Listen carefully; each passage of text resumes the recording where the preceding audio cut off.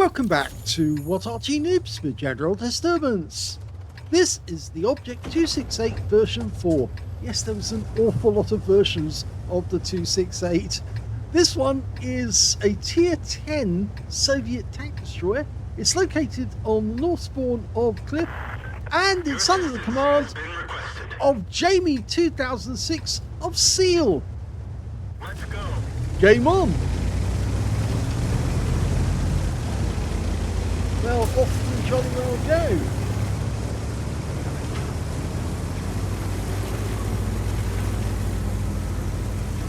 Now, the Object 268 version 4 has a 152mm main gun, which is capable of doing 650 alpha, and it'll penetrate 293mm with standard ammunition, and with the heat rounds, it's capable of 650 and 360mm. It's going straight for the centre. Now, he does have very good armour at the front, 260mm, but at the sides it's only 100mm, which is why if you can hit an Object 268 on its flank, then you will get damage. I remember when they first came out, people thought these tanks were indestructible and they were getting huge numbers of kills. Well, he got a hit there. In fact, I saw an Arty penetrate an Object 268 version 4 by hitting its hindquarters. There's a panel at the back, you can see it's slightly angled, and he managed to get a shot in there and went through 45mm of hull armour. Yep, amazingly, an Arty round penetrating a 268 and getting a full roll penetration off it. It was quite funny because all the tank drivers were complaining, yeah, but we can't get that because we have to get behind the guy in order to do it. But the fact is that the Object 268 was turned away from us, and that was the wrong decision for the 268 to make, to actually put his rear to us. Now, we're actually making a bit of a, well, difficult decision here because we want to take out that Manticore if we can get a high roll, but we've got our flank to the enemy at the moment, so the enemy comes down. Oh, he got a hit. Not 605, and the kill shot goes in for 55. Nicely done. Okay, he didn't get the kill, but he got rid of the Manticore. Now, gun depression, it does not have a lot, only 5 degrees. But you've got to remember, the gun is extending out over the engine of the vehicle. The engine's up front, and that gives the crew protection if the vehicle gets hit in the front. Mind you, it also means that if the enemy penetrates the front, they're going to be knocking out your engine and doing some severe damage to you. The crew are okay, because they're at the back of the vehicle, and they've got their own doors and everything. I think the driver's going to be a bit annoyed though if they all scarper and leave him in the vehicle.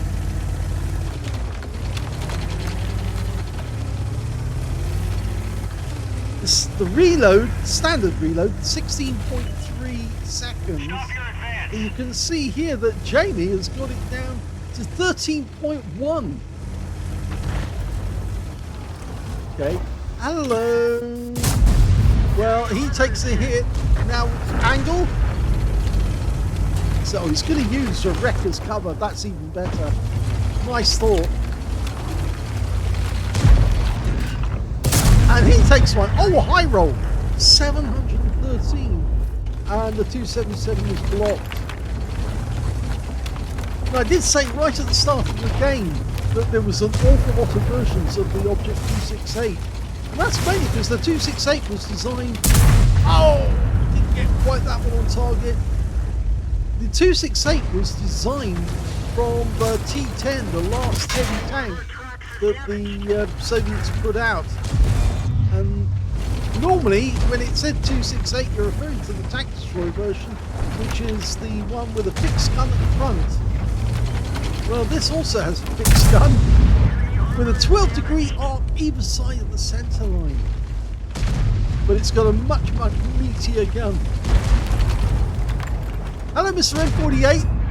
Oh, he pulls back in time. You notice that fear in his eyes. He sees something he doesn't want to see. Yeah, they know when they're outmatched, and unfortunately that guy didn't. He paid for it, but the 277 is coming around. Now Wangle, and he just hits the tracks. That's all he does. And he tries, but he takes another round as well. And that was a high roll. He's cleaning these tanks up at this end of the map. 5,261 already actual damage. And he's got, what, 4 tanks on the go? Well, there's the ones directly in front of him. And there's a couple behind him. But there's a couple around the corner as well. It looks like he's holding these tanks here. So Arty could do their job. And the M454 goes down. Yes, we've still got one Arty on our team, the Object 261, and he's lobbing in the occasional shell. And yes, another hit. That's a conventional 268, the standard original design. And he gets taken out by the 261. Oh, beautiful. We've got a Striv on the run. Not banned on the run, Striv on the run. Hello, goodbye.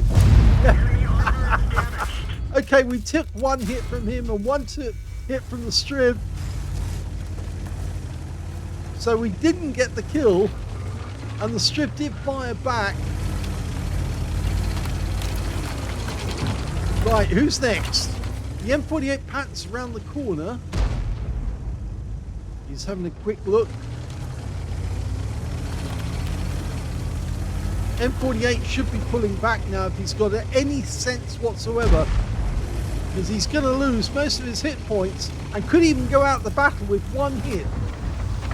No, he pulled back quickly, but now we just side scrape and thank you. Hello. Oh, well, he did get most of his hit points, but now he's got to reload. Bot the other 2 shots. A Vickers 3 hit the tracks. He push that wreck out of the way.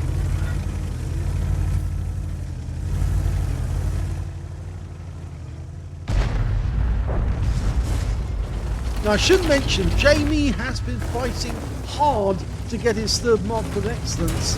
He's already got 2, as you can see on the barrel, and he's been working at it day and night trying to get it up and get the 3rd mark on it. And you can see from the amount of damage he's done so far in this battle how eager he is to get hit points. The Minotauro goes down. Okay, there's an E5 and he's been caught. Hello. And he fires back and bounces. The thing about 268 is if you can wangle, that is, if you can move your tracks either side to just wangle the tank or wag it at the enemy, then you've got a much better chance of making the shell miss and fail to go in. Now we're down to equal numbers, 5 left on either team, but the M48 Pat just around the corner is a 1-shot. The Heshbon, oh, he's gone. So now we've got an advantage. Okay, the E5 was waiting for that.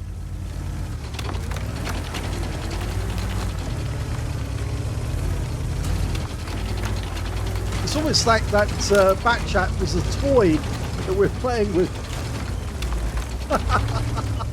Oh dear. Oh! That was the M48 Patton dying to our Striv, who's right up on top of the hill. Now hopefully they'll be able to get a spot for the enemy, or spot for us. Striv's down, he's looking our way, but we hit him in the tracks, or he hit us in the tracks. And that's, oh, we got a fire!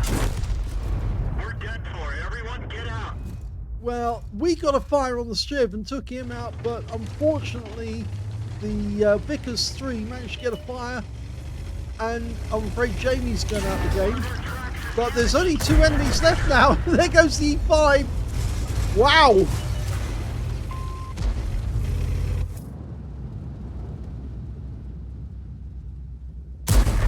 And there's the last shot of the game. That's where the Vickers was.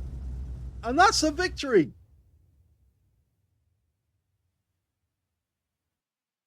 Here's the end of battle stats, and that was an ace tanker game for Jamie2006 of S3AL in the Object 268 version 4.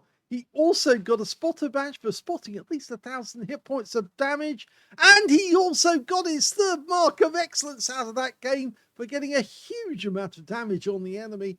A fire for effect for doing more damage than hit points to his own vehicle, the high caliber for dealing the most damage in that game, and a Confederate for hitting more of the enemy than anyone else on his team.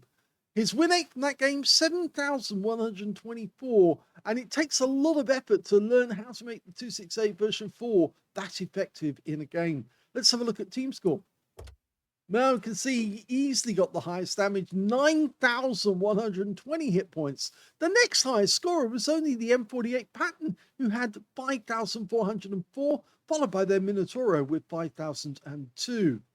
When it came to kills, you can see the highest number was 5. That went to our Object 261, funnily enough, and he got a Gauze medal out of that game. 3 kills went to the Striv 103B and also to the Viz 55 and the Heshman on our team.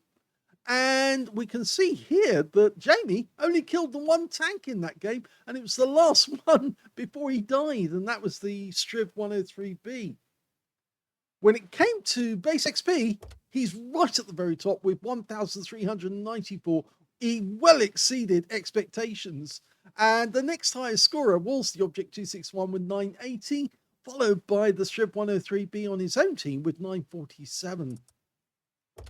He fired 15 rounds in the game, got 14 direct hits and 14 penetrations, 9,120 hit points of damage, of which 649 were at more than 300 meters. So most of the damage done at close range.